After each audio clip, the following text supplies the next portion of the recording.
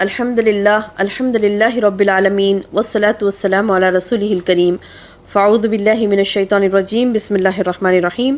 سامعین السلام علیکم ورحمۃ اللہ وبرکاتہ. پچھلے درس میں ہم نے دیکھا تھا کہ اللہ کے رسول صلی اللہ علیہ وسلم مدینے میں صحابی رسول ابو ایوب انصاری کے گھر میں قیام پذیر ہوئے تھے. وہاں پر اللہ کے رسول صلی اللہ علیہ وسلم نے اپنا کجاوا چونکہ حضرت ابو ایوب انصاری لے کر گئے تھے تو آپ صلی اللہ علیہ وسلم بھی ان کے پیچھے ہو لیے اور کہا کہ آدمی اپنے کجاوے کے ساتھ ہے، لہٰذا آپ ابو ایوب انصاری کے گھر میں ٹھہرے. اور دوسرے صحابہ بھی ہجرت کر کے آئے تھے. بہرحال جب سب مدینہ پہنچ گئے تو مہاجرین جیسے جیسے مدینہ میں اترے تو جس سرزمین میں وہ لوگ پلے بڑے تھے نا، یعنی مکے میں پلے بڑے تھے، تو مکہ کی یاد انہیں ستانے لگی. کیوں مکہ کی یاد انہیں کیوں ستانے لگی؟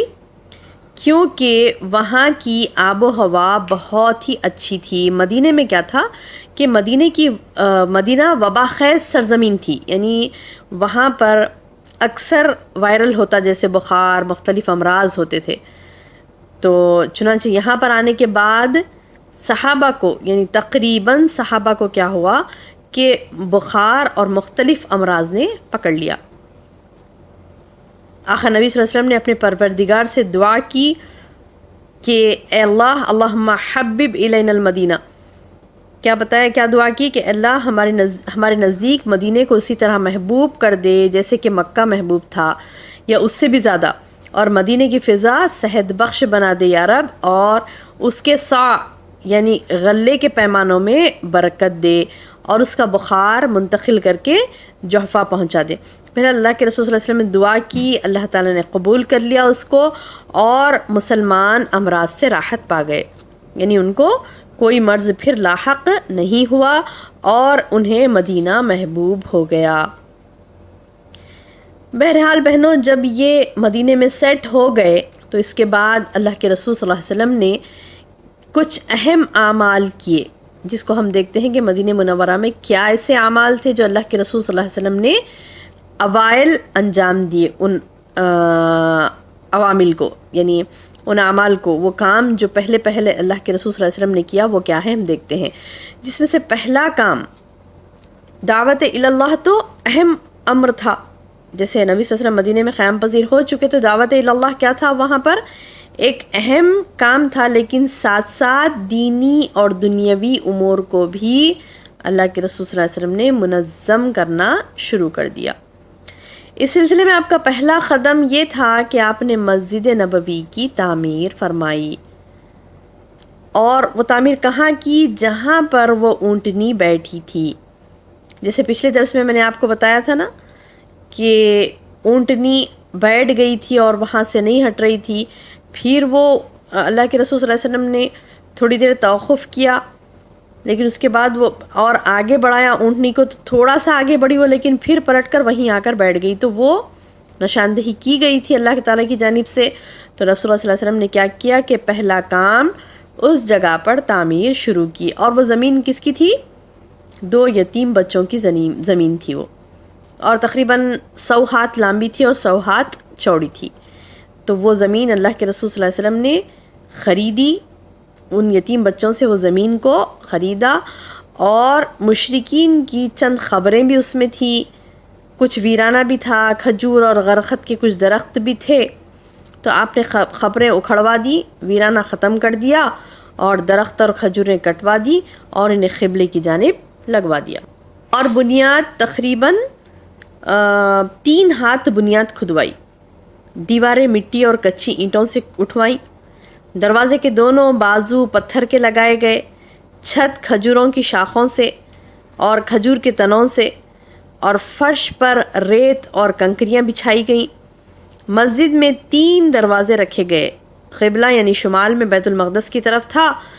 اور تعمیر کے لیے رسول اللہ صلی اللہ علیہ وسلم مہاجرین و انصار کے ساتھ خود بھی پتھر اور اینٹیں ڈھوتے تھے. اور اسی طرح کام تیزی سے بڑھتا رہا اور مسجد نبوی تعمیر ہو گئی. آپ نے مسجد کے بازو میں پتھر اور مٹی کے 2 حجرے بھی بنائے. مسجد کے بازو آپ نے کیا کیا؟ پتھر اور مٹی کے 2 حجرے بنائے، جن پر کھجور کے تنوں اور شاخوں کی چھت ڈالی. اور یہ کس کے لیے تھے حجرے؟ ایک حضرت سودا بنت زمعہ رضی اللہ عنہ کے لیے اور دوسرا حضرت عائشہ رضی اللہ عنہ کے لیے. حضرت سودا بنت زمعہ رضی اللہ عنہ آپ سے عمر میں بہت بڑی تھی اور یہ آپ کی دوسری اہلیہ تھی، دوسری بیوی تھی آپ کی حضرت سودا بنت زمعہ رضی اللہ عنہ. پہلی کون تھی؟ اماں خدیجہ رضی اللہ عنہ، خدیجۃ الکبریٰ پہلی بیوی. آپ کے انتقال کے بعد آپ نے کس سے شادی کی؟ سودا بنت زمعہ سے. اس کے بعد آپ کے نکاح میں آئیں کون؟ حضرت عائشہ رضی اللہ عنہ. لیکن ابھی ان کا یعنی وداعی نہیں ہوئی تھی، تھوڑے دن بعد ان کی وداعی ہوئی. کہا جاتا ہے، تاریخ میں آتا ہے کہ شوال 1 ہجری میں انہیں رخصت کیا گیا. تو بہرحال آپ نے کنسٹرکشن کا کام یہ کیا وہاں پر کہ مسجد نبوی کی تعمیر ہوئی اور 2 حجرے آپ کے لیے بنائے. ایک حجرہ حضرت سودا بنت زمعہ کے لیے، حجرہ کہتے ہیں کمرے کو. حجرہ کسے کہتے ہیں؟ کمرے کو کہتے ہیں. تو ایک کمرہ سودا رضی اللہ عنہ کے لیے بنایا اور ایک کمرہ اماں عائشہ رضی اللہ عنہ کے لیے. یہ دونوں ماؤں کے لیے 2 کمرے تیار ہوئے.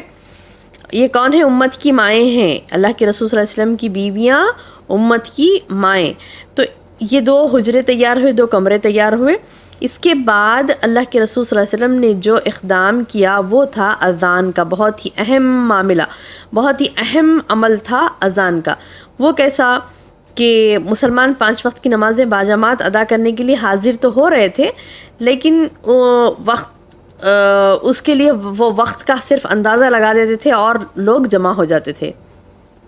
مگر وقت یہ یعنی دقت ان کو یہ ہوتی تھی کہ کوئی بہت پہلے آ جاتا تھا تو کوئی دیر سے پہنچتا تھا. بہرحال سب جمع ہونے کے بعد نماز پڑھی جاتی. چنانچہ نبی صلی اللہ علیہ وسلم اور مسلمانوں نے مشورہ کیا کہ کوئی ایسی علامت اختیار کی جائے جس سے سب کو وقت کا پتہ بھی چل جائے. تو حضرت عمر نے کہا کیوں نہ کسی آدمی کو بھیج دیا جائے جو الصلاۃ جامعۃ یعنی نماز جمع کرنے والی ہے، وہ پکار لگاتے پھرے. اس کے بعد جب سب جمع ہو جائیں تو پھر ہم نماز پڑھیں. تو رسول اللہ صلی اللہ علیہ وسلم نے یہی رائے قبول کی اور اسی پر عمل کیا. پھر ایک دن یہ ہوا کہ حضرت عبداللہ بن زید بن عبد ربع انصاری رضی اللہ عنہ انہوں نے خواب میں اذان دیکھی اور آ کر رسول اللہ صلی اللہ علیہ وسلم کو خبر دی. تو آپ نے فرمایا یہ خواب سچا ہے، یہ سچا خواب ہے، اور حکم دیا کہ حضرت بلال کو یہ کلمات القاء کرتے جائیں. یعنی حضرت بلال کو یہ کلمات بتاتے جائیں گے کیا کلمات آپ نے اذان میں سنے ہیں، اور بلال کیا کریں گے؟ اس کی پکار لگائیں گے. بلال ہی کو کیوں کہا گیا؟ کیونکہ ان کی آواز زیادہ بلند تھی اور بہت ہی سریلی تھی، بہت ہی میٹھی آواز تھی. چنانچہ حضرت بلال رضی اللہ عنہ نے اذان کہی. ان کی آواز سن کر حضرت عمر رضی اللہ عنہ دوڑے دوڑے چلے آئے، اپنی چادر گھسیٹتے ہوئے دوڑے دوڑے چلے آئے اور کہا واللہ اللہ کی قسم اے محمد میں نے بھی اسی طرح دیکھا ہے اپنے خواب میں. محمد صلی اللہ علیہ وسلم کو یہ بتایا حضرت عمر رضی اللہ عنہ نے کہ یہی الفاظ جو یعنی بلال کہہ رہے ہیں، عبداللہ بن زید بن عبد ربع انصاری ان کو القاء کر رہے ہیں حضرت بلال کو، اور حضرت بلال جو الفاظ کہہ رہے ہیں وہی الفاظ میں نے اپنے بھی خواب میں دیکھا. اب جب حضرت عمر رضی اللہ عنہ نے یہ بات بتائی تو اس سے اس خواب کو مزید تائید ہو گئی، یعنی اور آتھنٹک ہو گئی یہ بات کہ یہی کلمات اللہ کی طرف سے مقرر ہیں اور اسی کو تمام مسلمانوں کو دہرانا ہے، مؤذن کی طرح مؤذن بن کر دہرانا ہے. اور اسی دن سے یہ اذان اسلام کا ایک شعار بن گئی. اذان اس دن سے ہی اسلام کا ایک شعار بن گئی. اور یہ شعار، اذان دینے کا یہ شعار، سبحان اللہ، بہت ہی بہترین طریقہ اللہ پاک نے ہمیں بتایا کلام میں، اپنے نبی صلی اللہ علیہ وسلم کے زندگی میں ان کے اسوے کے ذریعے سے، ان کے طریقے کے ذریعے سے، اللہ کے رسول صلی اللہ علیہ وسلم کے ذریعے سے اللہ تعالیٰ نے ہم کو اذان کا، نماز کی طرف بلانے کا ایک بہترین ذریعہ بنایا. ہم اللہ تعالیٰ سے دعا کریں گے انشاءاللہ کہ اللہ تعالیٰ ہمارے اس یعنی بھائیوں کو، یعنی اللہ تعالیٰ سے ہمیں دعا کرتے ہیں کہ اللہ تعالیٰ ہم امت محمدیہ کے مؤذنوں کو اذان بلالی جیسی درد بھری اذانیں دینے کی توفیق عطا فرمائے، تاکہ مسلمان جوخ در جوخ اللہ کے گھر کی طرف آئیں اور تمام 5 وقتہ نمازی بن جائیں اور پیاری اذان دینے والے ہمارے امت کے معزن بن جائیں۔ آمین یا رب۔ السلام علیکم ورحمۃ اللہ وبرکاتہ۔